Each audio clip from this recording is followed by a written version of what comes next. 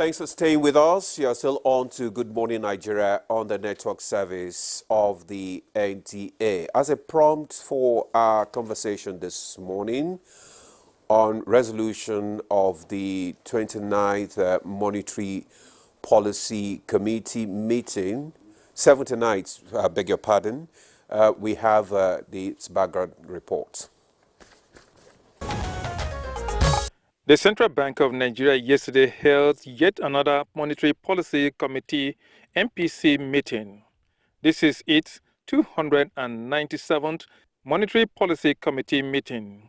The MPC is the highest decision-making body of the Central Bank, responsible for formulating policies to maintain price stability, support economic growth, and manage inflation. The meeting raised monetary policy rate to 27.25% to determine the monetary policy direction for the short to medium term. Governor of the Apex Bank, Olayemi Gadoso, says the decision to increase the interest rate is to safeguard price stability gains achieved. The MPC noted the continued growth in money supply, recognizing the need to curtail excess liquidity in the system as well as address foreign exchange demand pressures. Recall that at previous meetings, the MPC had maintained a tight monetary stand, focusing on raising the monetary policy rate to combat inflation, which has remained a pressing issue in the country. Reports has it that domestic economy in Nigeria witnessed a surge in inflation to 29.9% in January 2024, from 28.9% in December 2023. Despite weak economic growth, the depreciation of the naira against major currencies, driven by the persistent shortage of foreign currency liquidity, led to increase in price of commodity in the market. Guests on Good Morning Nigeria will be discussing the outcome of the CBN Monetary Committee meeting shortly. All right. Thank you very much, Joseph, for the background report. And we have a full house, very powerful guests this morning. And Demola and I can only just relax that we're in safe hands. And listen to them and speak. listen, to these technical issues from the experts. And let me begin with the introductions. And we have here in the studio Dr. Ladibala Kefi, Acting Director, Monetary Policy Department, who is also of the Central Bank, who is also a member of the National Institute, MNI. Thank you very much, ma'am, for joining us. Thank you. And also here with us, we have Professor Ken Ife, economic policy expert. And it's a good thing to have you with us. Thank you. Thank you for having me. All right. Also, we have in the studio a financial analyst, expert, Yushau Aliyu. You're welcome to Good Morning Nigeria. Thank you. Good morning. All right. And as usual, also, we have Ni Kinshiju, Chairman, Independent Media Initiative, and Financial and Investment Analyst. You're welcome. My pleasure, as always. Thank you very much. Okay, let's kickstart the discussion with the Acting Director, Monetary Policy Department, to give us, a detailed explanation of what happened, what the CBN governor rolled out yesterday. Okay. Good morning, and thank you for the question, and also thank you for having the Central Bank here in your show. So, the decisions that were taken yesterday by the Monetary Policy Committee was a milestone decision. It was a hard decision because, of course, we know the current situation in the country, but the message we want to send out is that the decisions that were taken absolutely for the benefit of the economy. I think the last time we were here, you said we should talk in layman's language. So I don't want to start telling you about equilibrium. In fact, that's exactly what I want. However, so let me just give you a quick rollout of from last MPC to date. I believe that you all know that the inflation rate decelerated from the last MPC from 34.19%. it decelerated to 32.15%. And also, even the real sector, which is where you measure the GDP in the economy. Okay, so that went up, the real GDP went up from 2.98% to 3.19%. So that means there's something good happening in the economy, despite the tightening stance of the central bank. And also, okay, this is maybe not our doing. We will say kudos to the President of the Federal Republic of Nigeria. Production, crude oil production has gone up from 1.28 million barrels per day to 1.35 million barrels per day. Mm-hmm. However, the price of crude oil in the international market has come down. Yeah. So despite the fact that we're producing more, it's declining. So I'm taking you to our revenue, the country's revenue. It's from crude oil that we get a chunk of our revenue. The largest proportion of our revenue comes from the crude oil. Yeah. And also our foreign exchange component. So that foreign exchange component, which is in our reserves, it is very essential for us to have at least 18 months cover of import. Because we import raw materials, we import food. We are largely an import-dependent economy. So we need that foreign exchange to safeguard the economy. So our decisions are tied towards bringing stability in the foreign exchange market. One, reducing excess liquidity in the system so that too much money will not be chasing too few goods.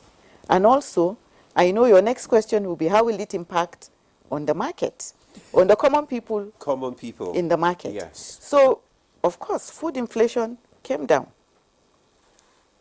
Food inflation has decelerated. The deceleration in the inflation to 32.15% was largely due to the decline in food prices. When you say food inflation came down, yes, what do you mean? Because to the ordinary man on the street there, the food prices are still on the increase. No. I mean, that is, from our own investigation. Okay. But the power to purchase is not there for them. So can you just explain further? No, food prices have gone down. I'm sure that if you do a wide market survey. Marginally. Yes, marginally. I go to the market also, madam. I also go to the market. Maybe the market where you go. Who say market? Utako market. I go to Utako market. I still bought a basket of tomatoes.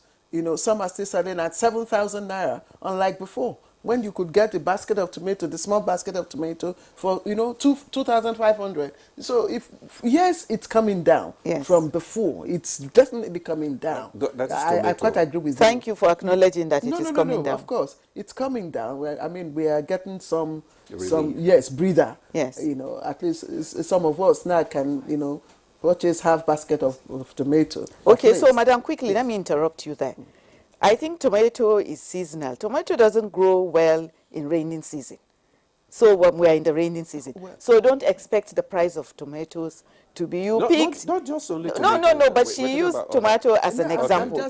So I'm telling you, the tomato, this is not the season for it. Because tomato doesn't grow well in raining season. It is in the dry season that it grows well. And even despite that, the price still came down. So what we're looking for, I want you to look at where we're coming from. Well, we were coming from when the economy was flooded with too much liquidity, the ways and means. I think all Nigerians now know what ways and means is, that we had too much. Up to 33 trillion was out there. And with nothing to back it. Central bank policy, the theory of central banking, you don't print money in the economy. So what this new management met was a lot of liquidity in the system, and with the exchange rate, the reserve was not commensurate also. Low reserves, excess liquidity in the system, they met a big challenge. However, within 1 year, they've been able to increase their accretion to external reserves from 28 or 26 billion dollars to 39 billion dollars as at September 19th. And currently, there is relative stability in the foreign exchange market. It's hovering between 1,500 to 1,600. What manufacturers want in order to price their goods well is stability. And we have provided that stability. So what exactly is driving, this progress? The accretion. Is it the monetary policy? Yes, it's the monetary policy. Absolutely, the monetary policy. Because when you increase rates, so let me explain what we did yesterday. Okay.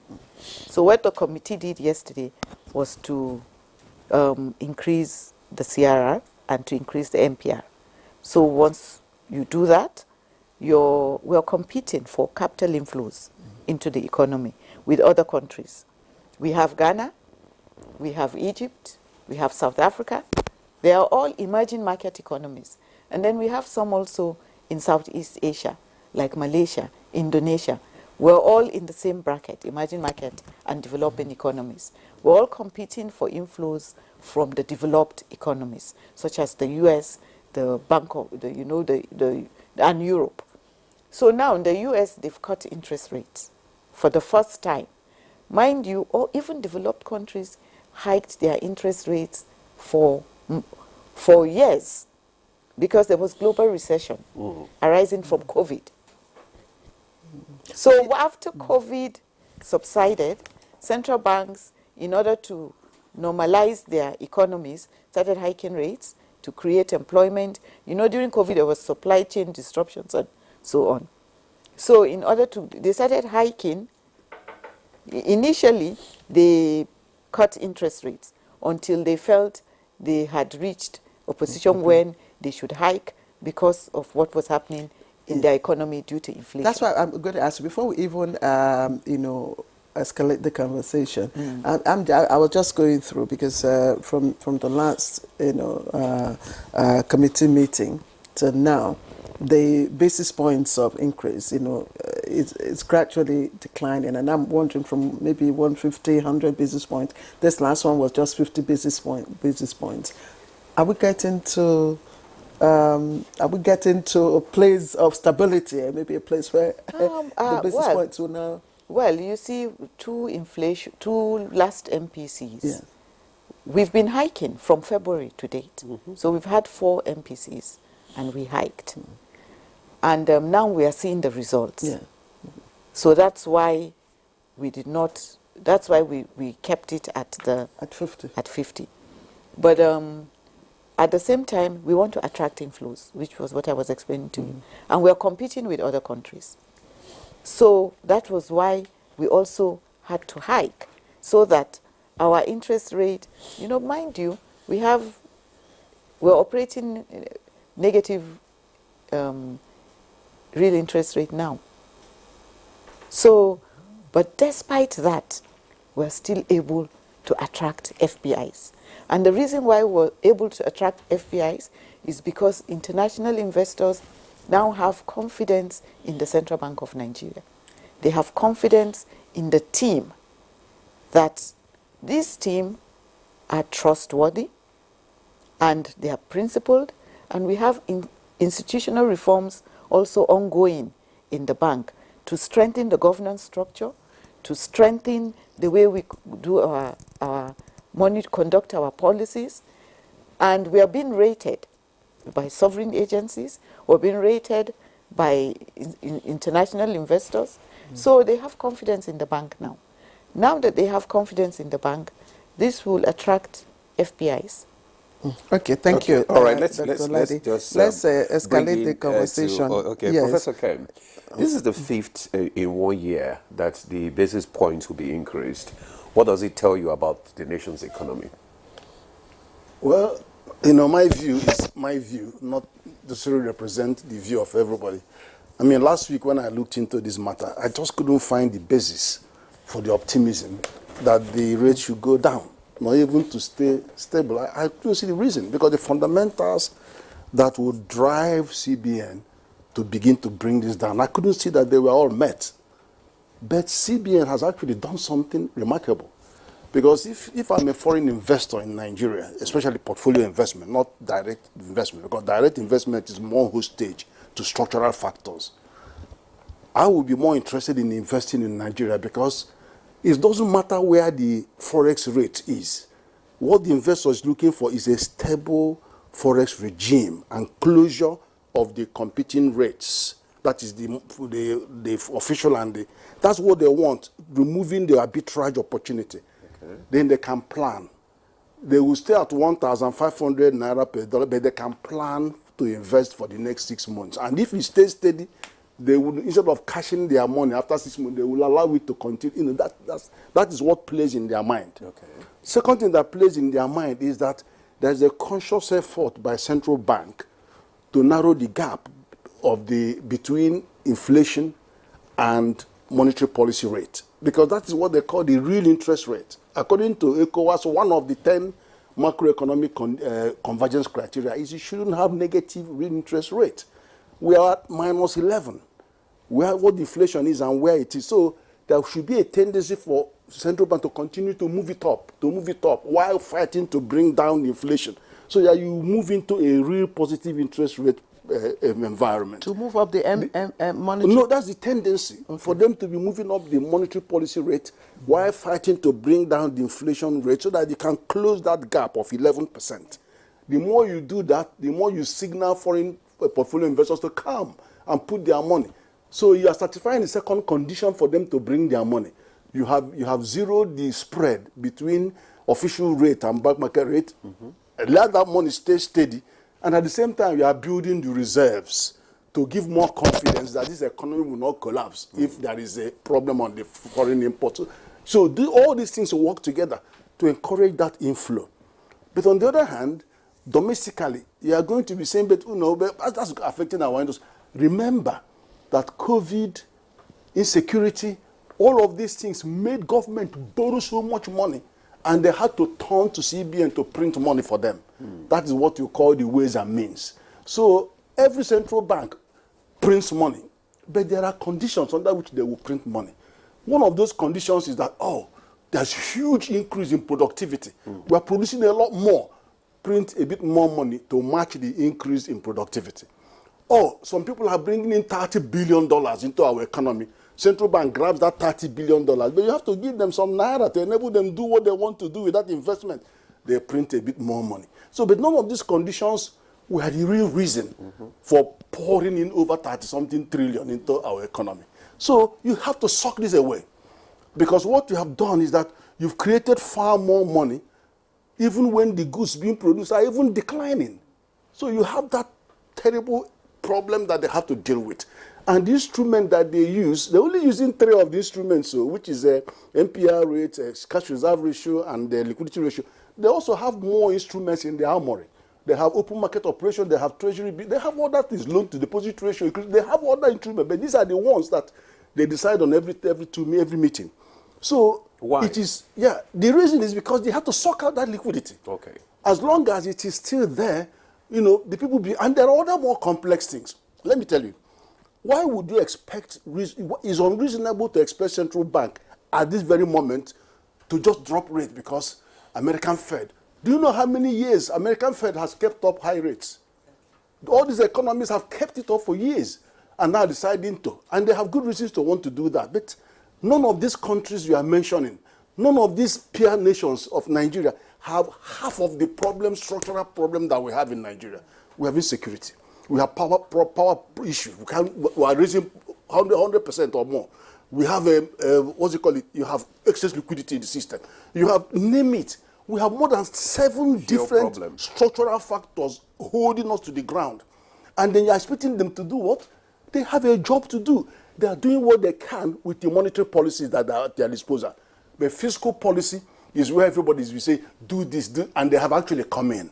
But the thing is, these fantastic policies, if we have time, we'll talk about that. But are they going to implement them? But they've got big response. And if we find time, We'll explore those responses. That will now help and give breathing space to central bank in all of this. But I tell you one thing that really struck me yesterday. Finally, the central bank governor put his finger on what the real problem is in Nigeria. And there are three of them that he put his finger on. One, the correlation between FARC release and the turbulence in the forex market. We've been saying this, he's put his finger on it. Secondly, he said that the fundamentals must be right, otherwise we just play into the gallery. And that is correct, because Nigeria has an import-dependent economy. It was by design that you have to, we have a brutal and repressive economic relations with the global north, especially Europe. And that has not changed. Every decade, all technology, everything about all countries change. Everything changes, but that brutal economic relationship and repressive has refused to change for 800 years. He has put his finger on that.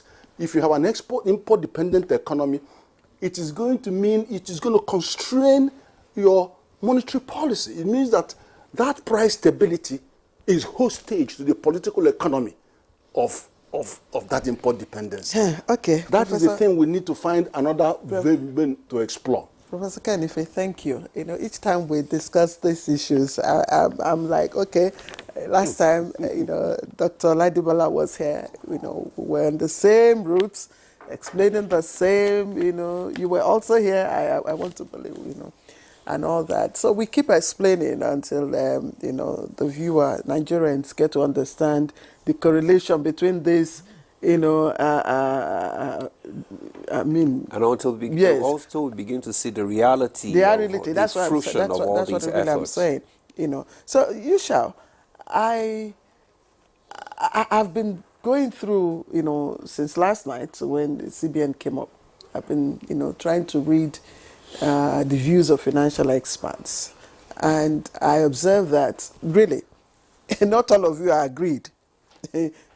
Some have different opinion. Others think that, okay, since we have gotten, for the 2 consecutive months, core inflation, has come down. So CBN should also, either hold or reduce, the rate and all that. But there are also those. It's not the core inflation that came. Sorry, the headline inflation. In fact, all the core inflation the headline went inflation, down, not the core inflation. Core Thank went you. up. No, the headline inflation and all that. And people like Professor Uchualeke, seems to be aligning with the CBN. But what are your thoughts? Why is it that financial experts and the CBN are not in agreement as to what to do to, address the issue of inflation and, of course, excess, liquidity? The central bank is an authority to guide the monetary functions of an economy. But the central bank is not an operator in that economy. Where we are getting it wrong is when we assume that the central bank, if it is consistent in hiking MPR, that is a solution to the economy. You may be right, but let me tell you, in a football match, you have 11 players that form a team. The MPC are 11 players. So disagreeing with hiking it or not is the function of MPC professionally. You have to decide, and that is why they are voting to arrive at. So 2 options are there, either to debate and vote or to take unanimous. Whatever you take, you have a reason for doing that, and you cannot be whole as an antagonist to the system. That has to be clear. For inflation, quite okay factors responsible for inflation can be directly associated with monetary policy, fiscal policy, or other decisions, either by consumers or policy makers. Emerging economies, as rightly pointed out by Dr. Ladi, emerging economies, Ghana, Nigeria, Singapore, all these economies, they have more stable economic system without backlog of intrusions. I'm happy. Quite okay, inflation, if you want to understand whether inflation is down or not, you don't take bundles of goods. The survey conducted by the Bureau of Statistics is over 740 items, goods and services. If you come to services, transport is one. What is the air fare, Abuja, Lagos, last month? What is it today? If you take that one, you will say it has not come down. If you mention tomatoes, the price of tomatoes has come down. I bought yesterday. It's not the same quantity. It's not the same price. So definitely that -2 will not reflect what we are expecting to see reduction probably of thousands of naira from a basket so that your purchasing power can be improved. But hypothetically, Dr. Ken has pointed out where the problem in this, and that has been my stand. Not monetary, there are structural problems. And the CBN governor pointed out the 3 mentioned by Professor. And until this critical is being attended by other authorities in charge, you cannot have the prosperity you are looking for. Inflation, headline or core, is guided by the survey of its professional statisticians who are trained to conduct survey. A bag of rice last July was 90,000 naira on average. Today is 95. If you take that one also, you are wrong, because this is a statistical inference that you take, and then you take the average and you now forecast so that you make amendment in whatever policy measure you are putting on. But yeah, you said something that is quite striking. Yeah. You said the issues are not monetary; they're quite structural. Structural. Yeah. And Professor Ike also, Ken Ife also referenced that earlier on, and the CBN, governor referenced that. So yeah. why are we heavy on the monetary? That is my concern. Yes. And let me tell you, quite okay is a compositional professional. Dr. Lady is here, but sometimes all of us, we want to be more statisticians. Do you understand? To dwell on figures and avoid reality. But the striking balance is here. There is CBN, who is an authority on monetary. There is Dangote, who is an enterprise. And if anybody from any angle of the world will complain about the MPR, it's the operators. And if they are comfortable, definitely the system is more comfortable. And if they are not comfortable, definitely consumers will pay the burden. So are the operators comfortable with they are not comfortable. They are not comfortable. Okay. Yeah. All right. Okay, let's bring in Nii now. Because from what he said we dwell more on the figures and we seem to abandon the reality. And that is exactly what the common man on the street is saying. He said, we are just talking about figures, inflation rate and all that. Would that bring more money into my pocket? Would that put more food on my table? That is the question. And how does it affect the small and medium scale, enterprises with this latest development? Well, I think the fact of having economic managers, it's the reality that there should be specialized, professional, trained people who understand the interactions of factors, economic factors in the space. so that we don't also confuse issues. We know that the economic universe is made up of two pivots, two fundamental pivots, the monetary and the fiscal. Okay. And they are supposed to work together. You cannot take one and leave the other. So if our border is structural deficiencies in the economy, and we think we need to address just that, without addressing the issues and the challenges in the monetary, we'll still come flat, you know. So the idea is to create a balance and a convergence between the fiscal and the monetary. And in the case of the CBN is by law and statute responsible for monetary policy, and that's why it is policy. And but the ideal is to find a situation where the monetary policy authority are working in tandem with the fiscal authority, so that there is a convergence at a point in time. I think sincerely that what the CBN is doing, and that had been my own position, the CBN is relating to the tasks and challenges it has discovered in the economic space. We cannot now say, because that there is a structural issue that mainly the fiscal authorities, you know, would have to attend to, the CBN should not attend to this.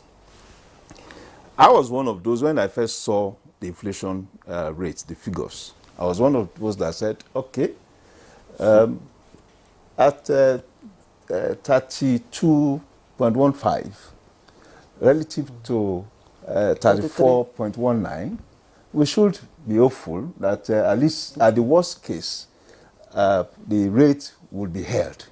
At the worst case, it will not reduce, it will not increase, or it will be held. But that was before we saw the details. The immediate details we saw was that it was the food inflation that reduced. And it was the principal driver of that reduction in the headline inflation. But when the food inflation reduces, is it enough, you know, to also reduce or hold? Okay. The bigger headache actually is the core inflation. That's the bigger headache.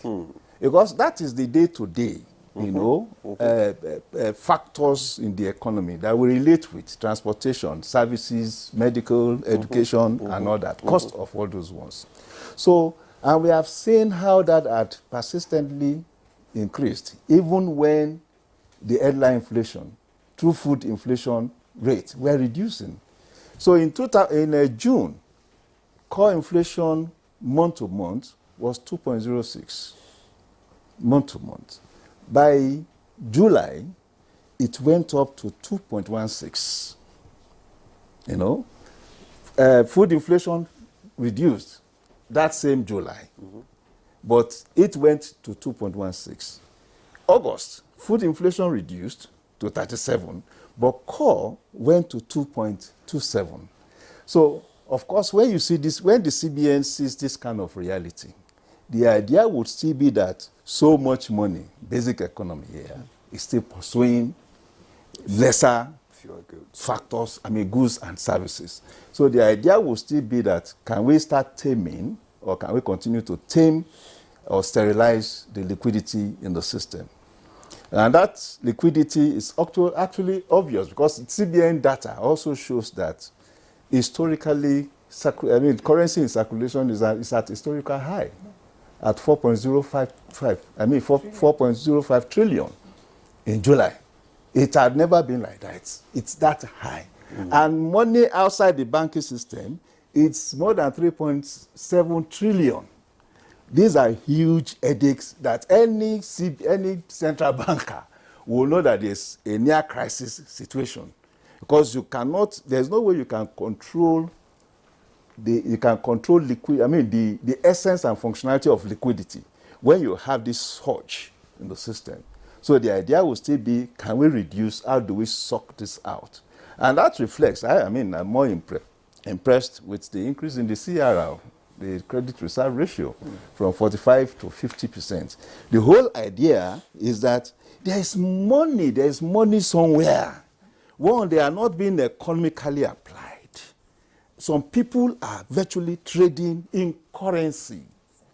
So, sorry, but do you also feel what Mr. Aisha Aliyu is saying? The people for whom you're trying to, apply the interest rate to, are not, they're not feeling it. They're saying, look, the impact. Yes. There's also... Hold on. He's also saying, look, the issue is not with applying monetary tool. The issue is structural. And then we are still using monetary tool to address an issue that is structural. It wouldn't work. And that is why inflation has not still come down. No, but it is, the other issue is this. The CBN and the federal government, as it were, can decide to embrace what is known as populism. That is also an economic position, and say, because everybody is crying, everybody is shouting, can we now, of course, come to that level and let us start easing what we call the structural issue? For instance, importing food into the country, the current, the policy that is there to take off without free levy, free of levy, free of whatever. Yes. That's a classical populism policy, but it has, going forward, it has its own ricochet effects. It has its own multiplier effects. I guess that is what happened in the past administration. Yes. And that is why we are feeling so the you effect see, now. where you do not, because of the need to quickly appeal and assuage, some of the constraints of the people, as it were, and then forget what you are supposed to do. I have talked about the fact that this data that is in that the CBN has access to is indicating the fact that if the appropriate thing is not done now, we go into a bigger crisis. The average entrepreneur, and I'm an entrepreneur, will tell you that this is not fair, that the increasing the monetary policy rate is not fair. At least the normal argument is that when headline inflation rates reduces, there should be a reduction in NPR. That's common sense. No, but again, you now also look at the different elements that make up those rates. If those elements are not properly aligned, and you now go on, for instance, to reduce the NPR rate, it means that you are also now going to increase the surge in that liquidity, because it makes the cost of credit lesser, and more people, more entrepreneurs have what you call a race to the top. Everybody is approaching the banks to collect more money. You collect more money, you still have the same bigger problem of more money now, of course, if I'm pursuing lesser goods and services, and we come back, it becomes a round-robin thing. We come back to that same point. So which are the elements now that you think that needs to be properly aligned before we come back to this here? The monetary policy, the monetary policy authority, I believe with what is going on now, there's a relationship between the two, the monetary policy authority and the fiscal authority. I believe there's a relationship between the two. But as much as possible, I canvass that, yes, there's a need to assuage the needs of everybody, every Nigeria. We should not go the populist way. We are where we are today now because of populism. So if we need to address the deficit, more or less, in the system, we need to be practical about it. There is no way, we don't have an economically productive, environment, as it were. And if you don't have that, and you want to drive the populist route, you get into bigger crisis. So I think the need is for Nigerians to understand where we are coming from, where we are now, and where we want to go to. structurally, we have people, strong people, educated people. Those who are not even educated are well-driven. We have well-driven people. That's a major place for Nigerians to be.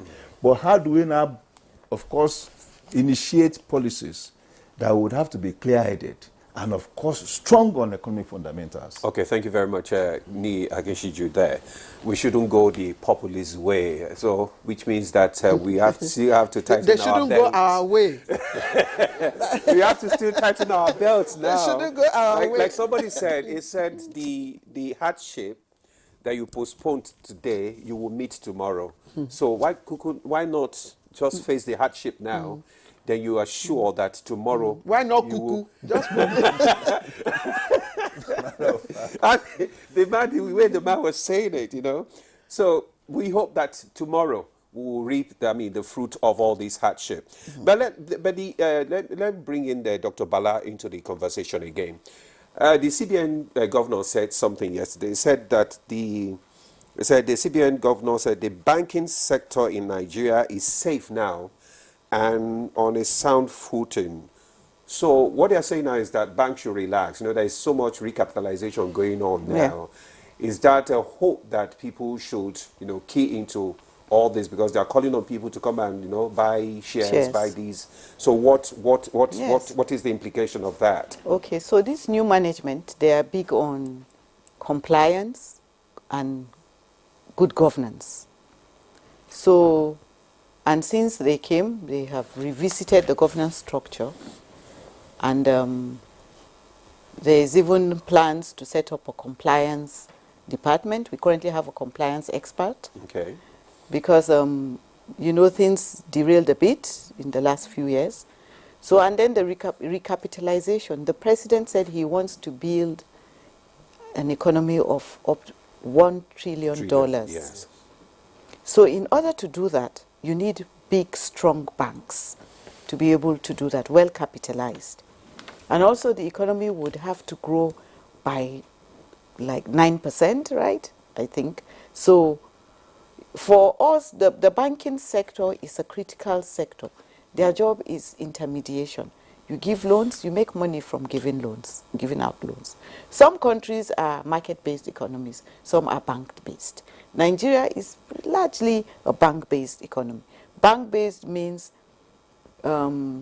entrepreneurs like him depend more on banks to get capital for their firms, rather than going to the capital market. Bank-based is good because even small people can just go to the bank. The banks, they have branches in all nooks and corners of villages. There's the CBN policy that says banks must have branches everywhere. So there's accessibility. So we have that now on ground. Now the governance structure also is being instilled that you must comply to the rules and regulations. And then currently our ratios, the banking sector ratios, the capital adequacy ratio, the liquidity ratios, the returns on equity ratios, they are all good. Okay. They are all looking good. There's the Basel computation, which your ratios must align with. And ours, we are doing well. We're not below any one of the ratios, as in, so we're doing well. And with the capitalization, they will have more liquidity to supply credit to businesses. And if they do that, so we need you to look at the central bank as whatever policy we make is holistic. Okay. It's a holistic process. If we make the banks strong, they recapitalize, they will have more funds to take care of businesses, rather than going after federal government allocations, which is FAC. Rather than waiting for federal government deposits or state government deposits or local government deposits, they will have enough liquidity in their system. Remember, Soludo did that in 2005. And when he did that, that was when our banks became global. They were able, we now have branches all over Africa and even beyond. Yeah. And our banks are even able to go and take over banks in other countries. There is hardly a country in Africa that you go now that you will not see a Nigerian bank. So we want that continuance. We don't want a break in that structure. Okay. So if the banks are big, strong, with And reliable. sound and reliable, with sound indicators, they will be able to address credit to small businesses, big businesses, medium businesses, rather than going after government deposits. At higher interest rates. At high interest rates, but- which will now distort incur the debts. economy, and also it will make them remove their eyes from going to buy dollars. That is scarce. So if you're talking about, I like what he said about if we want to go the populist route. If you go the populist route, you will lose out on your core focus. And now, this new management, they made a pronouncement when they took over that they are going to be focused on price stability, which is the primary mandate of every central bank globally. Fine. Dr. Ladibala, thank you. Now that you have, led us into what the core focus of the CBN is, and I'm sure that you will be concerned about how to also tackle the core inflation, driven by the high costs from energy and all that. And I'm wondering if you increase the CRR and then you maintained the liquidity ratio, what are you thinking? How do you hope to drive, the core inflation and address inflation from that end? Okay, and so stabilize the prices. So as we said earlier, some things are beyond the central bank. And when we talk about the fiscal authorities, by the way, this includes trade and investment, it includes budget and planning, it includes the Ministry of Finance. So we shouldn't put all when we say fiscal authorities, let us not look at finance only. So we have these issues on ground. Some things are beyond the Central Bank of Nigeria. We're not responsible for security, and there's insecurity in the country. There are some structural issues which Professor had mentioned earlier that must be addressed. So this transportation, the PMS, that subsidy removal and also the pump price has increased. Yeah. It will have a pass-through effect on inflation.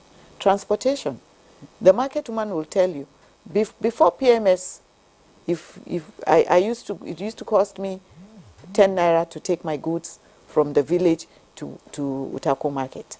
But now, with the increase in pump price, the taxi drivers will increase because it's a circle. Yes, it's a chain reaction. It's a reaction.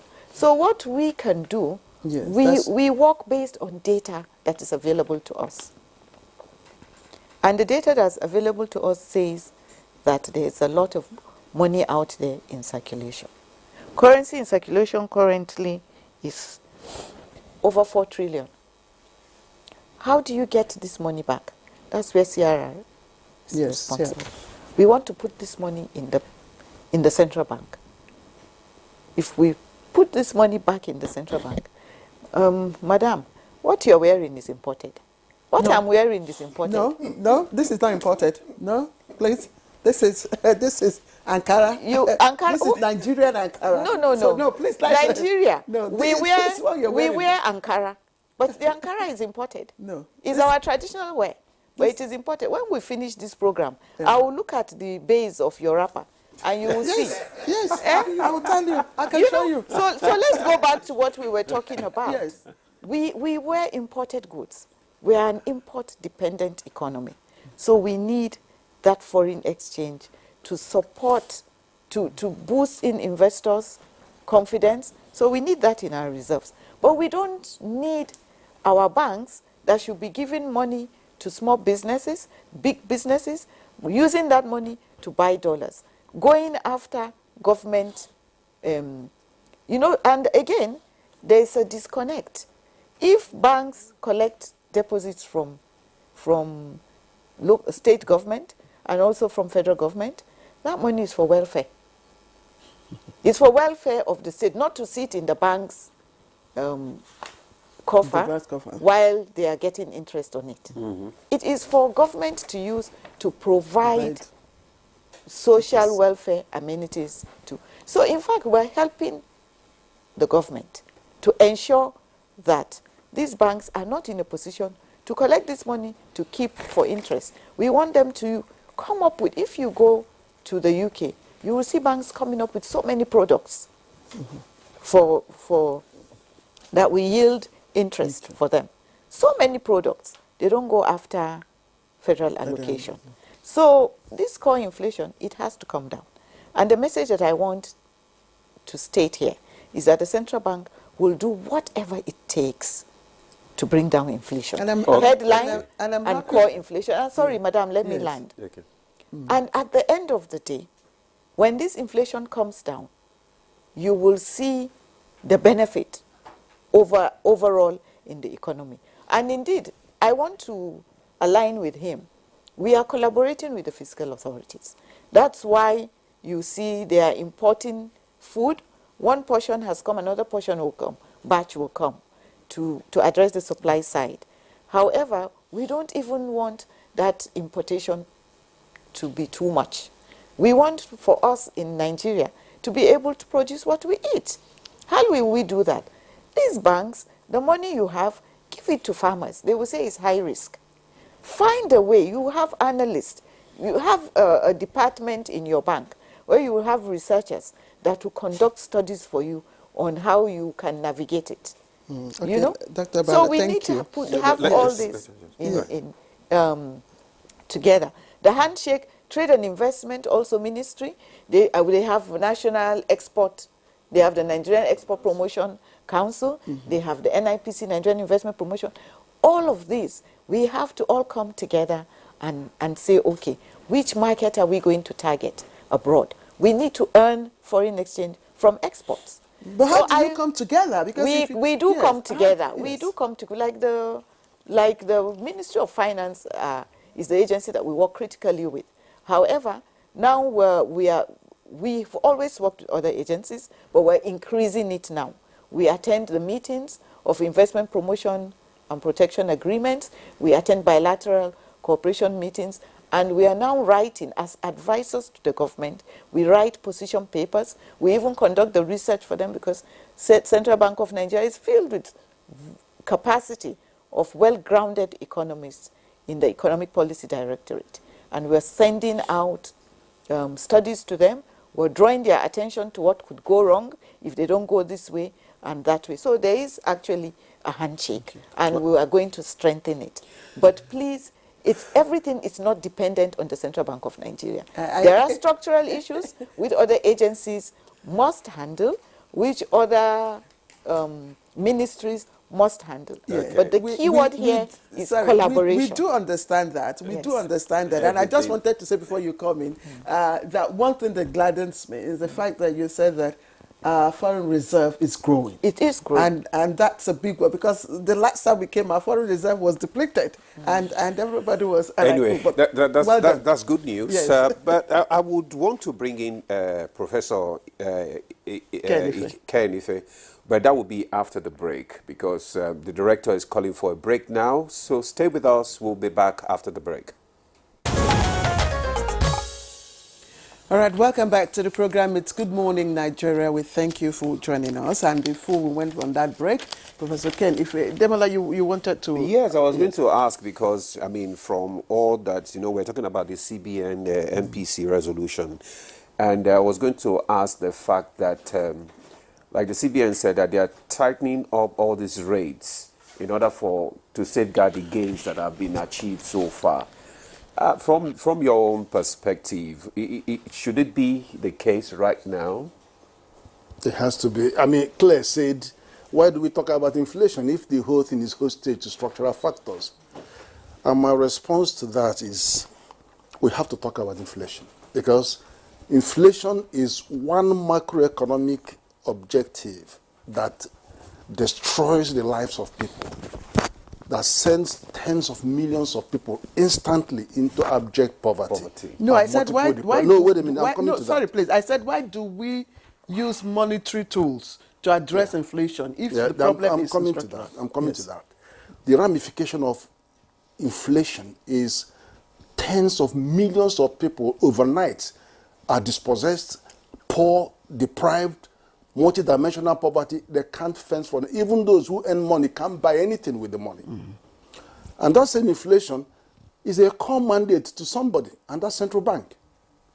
Because it is their core mandate, they have to continue to be on the witness stand in the court of public opinion.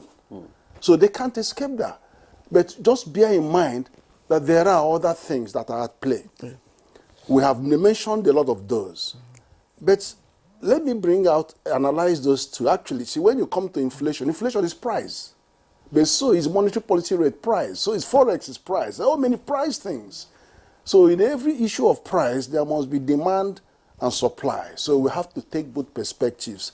And that's why the governor keeps saying, let's not talk about the supply of this forex. Let's talk about the supply of this forex. But if you look at the other side of it, there are two people that are hostage to the impact of inflation. The common man you keep to pushing about, and the corporate community. Now, the common man, fiscal policy has come to the rescue because there's very little the CBN can do. Simple policy has come to say, okay, what are the things that they are buying? Okay, they are buying health, education, food, utility bills. Remove VAT on those. They've done that. Are they going to implement it? So they've actually come to say, they now come to businesses. What is it? Multiple taxation is killing all the businesses. Government has 60 taxes. Only 6 of them gives them 96% of their income. Why are you killing all these businesses with this tax? They've actually come to this now, and they're going to implement it. And there are many, many new measures being rolled out by the fiscal authorities. They've even come to these incentives that they give, what do you call it, tax holidays. Yes. Almost the amount that government gets as revenue is given away as tax holidays. They say, no, don't do it that way.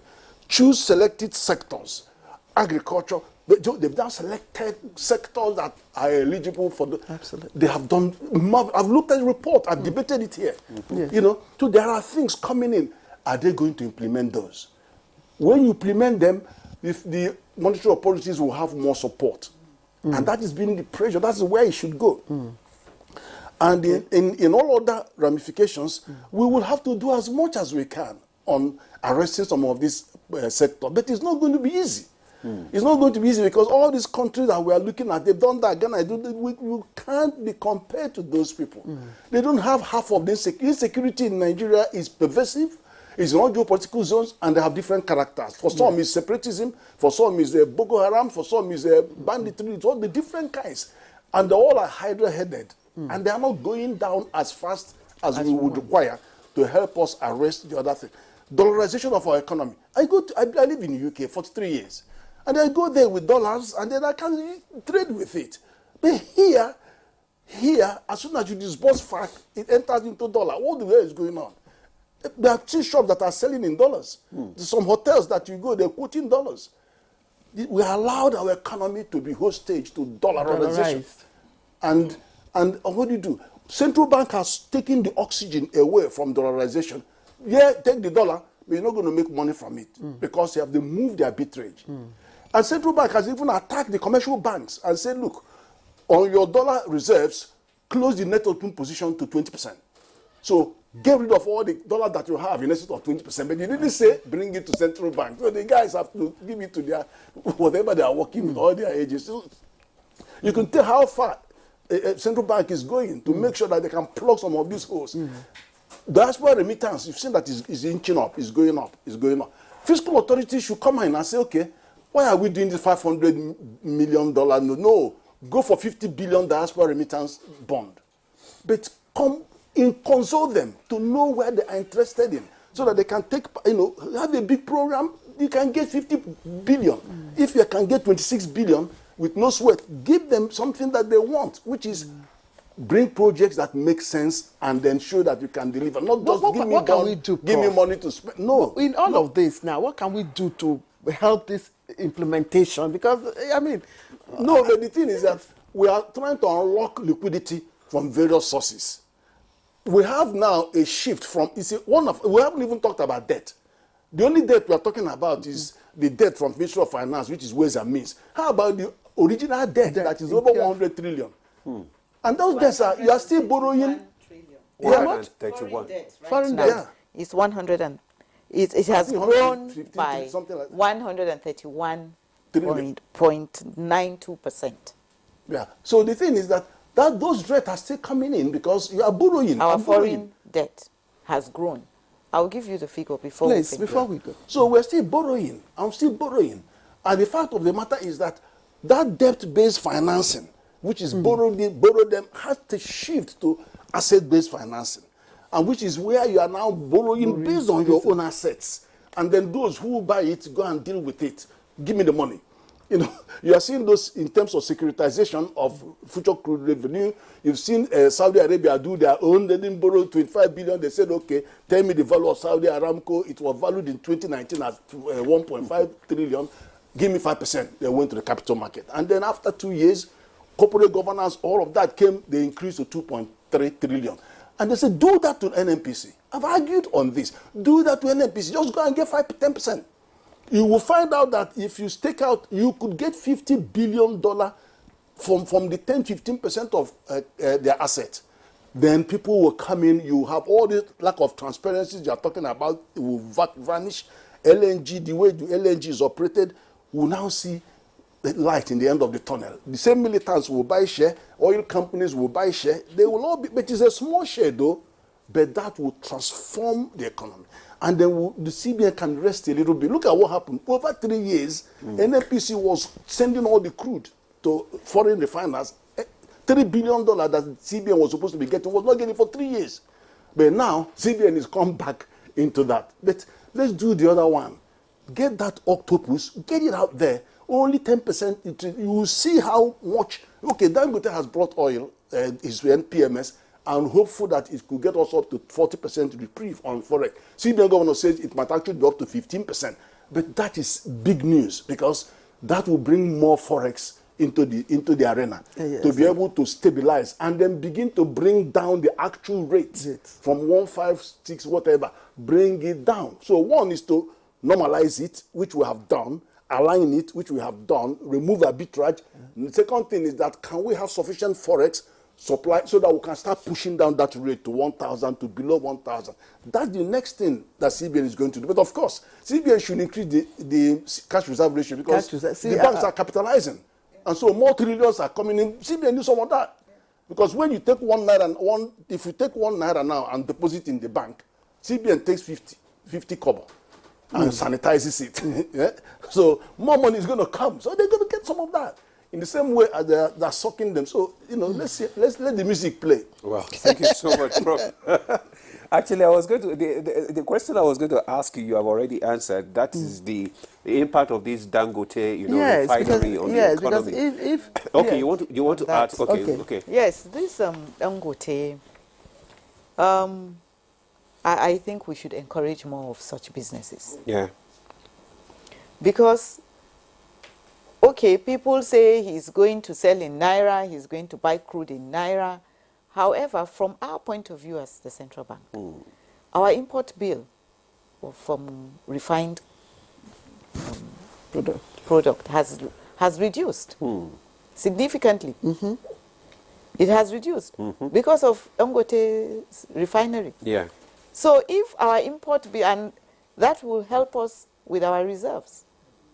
You know, because in the past, the things that were taken off the chunk from our reserves was this importation of crude oil, of refined oil products. Yeah. But if Dangote is refining in Nigeria, then that importation of refined crude, the people that are coming to the CBN to take money from our reserves to import crude, they have reduced. So you see, that's a plus for us, number one. Number two, we know he's in a free trade zone, so, but however, he's not only going to supply domestically, which will bring down the cost of transportation. Transportation is one of the drivers of core inflation. Okay. Yes. So if he's able to produce refined crude in Nigeria, then there will be more availability. So the pump price is expected to come down. Okay. As against what we have now. Yes. So that's another aspect. And then on the other side again, if he's able to export, even if what he's exporting will not come to the CBN, to our reserves, but it will reduce the pressure, the demand pressure on our reserves. Okay. So because he can take his money to other official outlets, okay, where manufacturers can go and get that resources from. So that will reduce. So we want NMPC and the government to support Dangote. To support Dangote. Yes. So in the next few months now, we should be reaping the benefits of this Dangote refinery. Okay. Absolutely. All right.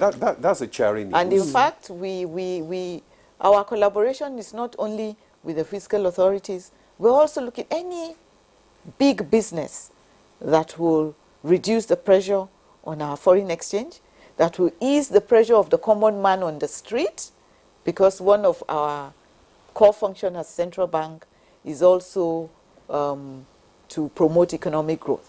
And this cost of transportation it has an impact on core inflation. It does. So it does. we like what Dangote refinery is going to bring into the economy. So there should be more collaboration between them. We are watching, we are monitoring, and we are talking with him. But somebody said that we should ask, is it true that, you know, our crude has been, you know, sold ahead of time? That right now we are not getting money for the crude that is being sold. I will leave Professor Ken to answer that. I will answer issues of monetary policy. The moment the new administration came, and we strongly recommended securitizing some of these assets, because it is a way of avoiding, debt-based financing. Because debt-based financing is you borrowed money from outside. It's either they come and seize your asset, as China is doing in Mozambique and some of them, or they will squeeze life out of you because of the interest rates that are going up through the window. Of course, your dollar-based things are increasing. So we said shift some of those to assets. So you saw some bit of that securitization, that some of the future crude were securitized. So more cash was released in advance. And then you saw that on gas as well. So but what happened is that it's only a proportion, all right? So there is some refuge in the PIA.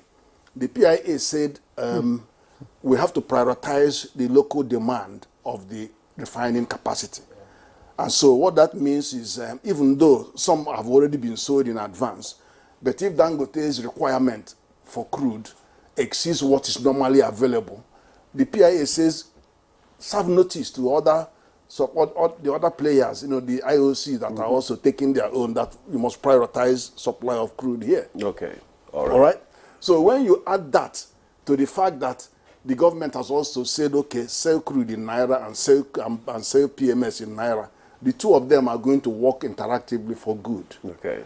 But it's not going to be sweet news to those IOCs, because they are going to be saying, what are you doing to me? This is not what we agreed, Why are you squeezing? I also have my own refineries abroad where I'm supposed to be sending this crude.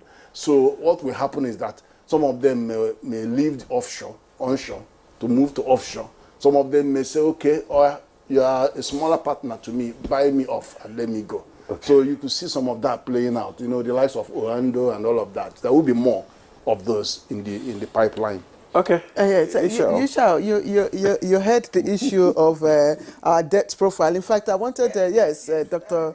Ladibala to give us the exact... Public debt is 121.67 trillion. And if you convert it to dollar, it's $91.46 billion. $91.46 billion.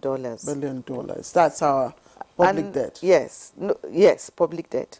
And then we have the foreign debt, which has also gone up, as I said earlier, by 131.92%. 131? Yes, 0.92%. And I must tell you also that fiscal deficit has gone up. It has gone up.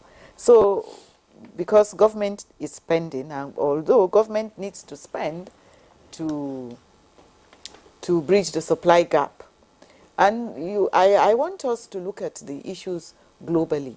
These things, the supply disruption in the supply chain, is not only limited to Nigeria. These geopolitical tensions, like Russia, Ukraine, the war in the Middle East. Yes, they're all part of the problems, challenges we're having globally in all economies.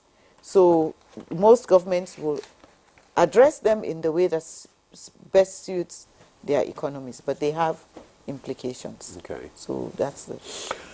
All right. So you were... okay. Yes, yes. I wanted Yusha to also weigh in on the issue that Professor Ken, raised in addressing the physical end of, the inflation and all that. Since CBN has come mandate to tackle the inflation, let's look at the fiscal aspect. Before I get to fiscal aspect, I have to go to a point raised by Dr. Ladi, as usual. But you have to do that in 2 minutes. Yes, we are running up. we have a few minutes. Definitely, debt to GDP is very important to understand your debt situation. IGR is an indicator of whether you are comfortable or not. But our IGR is going in debt servicing. But unfortunately, we keep on sharing high profile of crude sales to the tiers of government. The National Assembly has to look carefully into that, because out of the 3 points mentioned by the CBN governor, the backfiring of that sharing is also affecting our liquidity situation. The rationality behind the central bank, price stability. Price is a function of demand and supply. And that is why the relativity B0 minus B1P in its elementary economics stress how you strike an equilibrium. However, we have to appreciate two things from the bank. Dr. Ladi mentioned nations that have confidence in central bank. All of us in Nigeria have confidence in the bank because our resources are safer by day. And you have to quickly round up so that we get but what my opinions are, I am happy that the bank is hiking the MPR by 50 basis. 50 basis is a friendly point at which we'll address monetary issues, not 100 not basis. 200, not 400. Okay. All right, let's bring in Lee now. Do you foresee another increase in the next meeting? Yes, it could be. It depends on the dynamics of the pricing system. If the inflation rate keeps going, if the core inflation rate keeps going, and we are an economy starved of dollars, starved of foreign exchange, and one of the primary avenue for us to have dollar inflow is to have foreign investors, especially portfolio investors, come in. Portfolio investors will not come in if they believe that the $100 million they are bringing in will actually, the interest that they will earn on it, will fall, because of the difference between the interest rate, MPR, that is established by the bank, by the CBN, and the inflation rate, because inflation rate is a major ticker that determines actual real rates. So if there is a huge gap between MPR and the inflation rate, the gap actually translates to deficit for the investor. So the investor wants a situation where he comes in and makes a earning, on his investments, and the earning is determined especially on the difference, how close the interest rate is to the inflation rate. And that is why the CBN keeps moving it up, so as to encourage this inflow. All right. Thank you very much. Just last, your message to Nigerians at this point. That the central bank is determined to bring down inflation at all costs. The Monetary Policy Committee members and the management of the central bank are focusing on price stability as their primary mandate and will do whatever it takes to bring down inflation for the benefit of the economy, for the benefit of corporates, small businesses, and also the average Nigerian on the street. Thank you very much, Dr. Bala, Ladi Bala Kefi, MNI, for your submission today. The central bank is determined to bring down the rate of inflation in the country. So that's a ray of hope for Nigerians generally. So thank you, Acting Director, Monetary Policy Department. Thank you for coming to give more clarification on the MPC resolution. Thank you so much. Also, I want to thank Professor Kenife, Economic Policy Experts, as usual. Thank you so much for coming on Good Morning Nigeria. Yushao Aliyu, Financial Analyst, also thank you for your contribution this morning. And Nia Kinshiju, Chairman, Independent Media Initiative and Financial Media and Policy Media Initiative. Media and Policy Initiative. Oh, Media and Policy Initiative That's the most and important Financial leg of Investments. it. Yes. All right, thank you. Thank you. Thank you so much for coming. Well, you know, pardon?